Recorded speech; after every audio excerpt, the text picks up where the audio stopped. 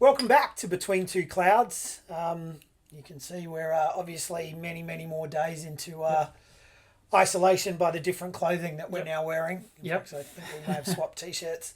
Um, I just thought today, the last episode we were talking a little bit about multi-cloud strategy with Anthos. So I thought it was probably worth digging into what we think the other key play for Anthos is, which is around app modernisation.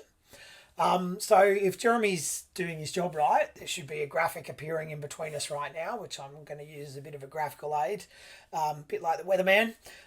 So down in the southeastern quadrant here, you should actually see a square which represents legacy on-prem environments. Now, what these kind of four quarters talk through is a couple of different journeys to cloud. So you can either go up to the north and step into a quadrant which is kind of lift and shift, and then go from lift and shift to cloud native, which is in the other side on your right hand side of the diagram. Cloud native in the cloud's kind of where everyone wants to be because it's inherently scalable and cost effective. The problem with lift and shift is if you throw everything into the cloud as a VM, you're probably going to make your bill ridiculously expensive without getting some of the real key benefits of cloud. And I think we've talked about that in a couple of previous episodes.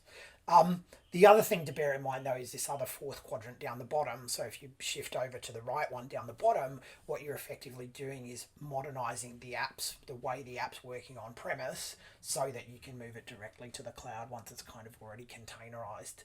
That being a much better way to get some more, lifespan out of your existing estate, but also, get more efficiency and effectiveness out of cloud.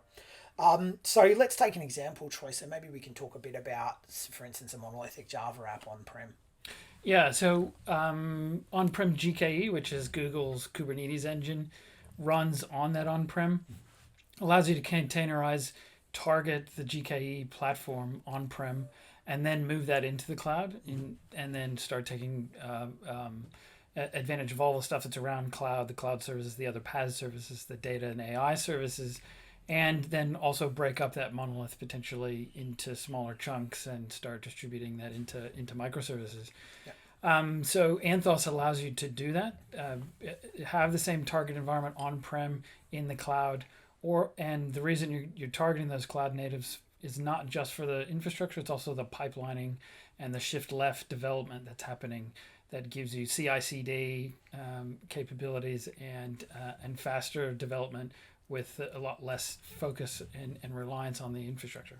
Okay, fantastic. And I guess from a Linux perspective, it's kind of it's been supported for quite a while, obviously by GKE since inception. But the other thing I noticed is Windows support for GKE. So Windows containers can now be provisioned. Yep, and run in GKE clusters, which is which is a big step, and that's going to be great for running your not just .NET Core, but your full blown Windows apps.